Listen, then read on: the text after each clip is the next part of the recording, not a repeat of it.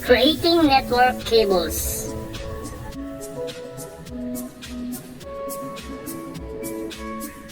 Materials needed: crimping pass-through, UTP cable, wire stripper, scissor, network cable tester. Let's start. Strip the wire at least 1 inch and straighten them.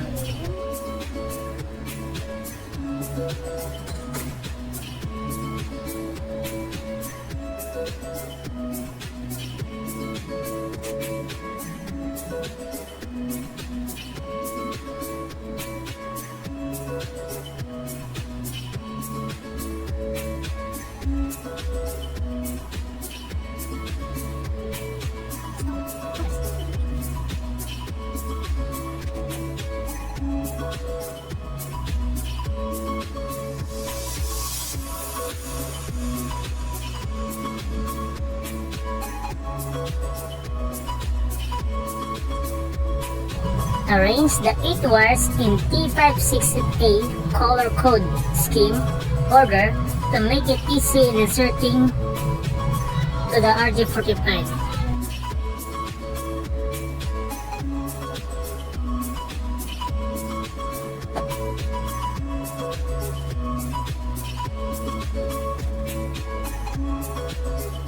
Put the wire in RG45, then crimp.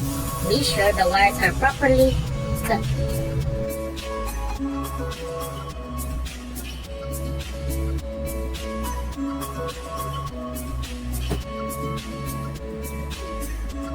Proceed to the next wire to crimp. Same process.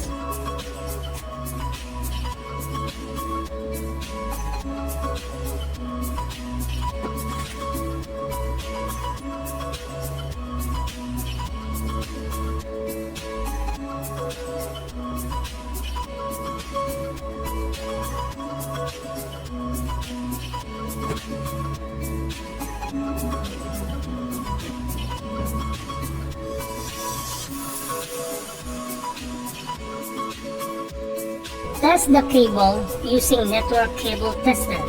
The cable it wires are green light flash, then your cable is good and functional.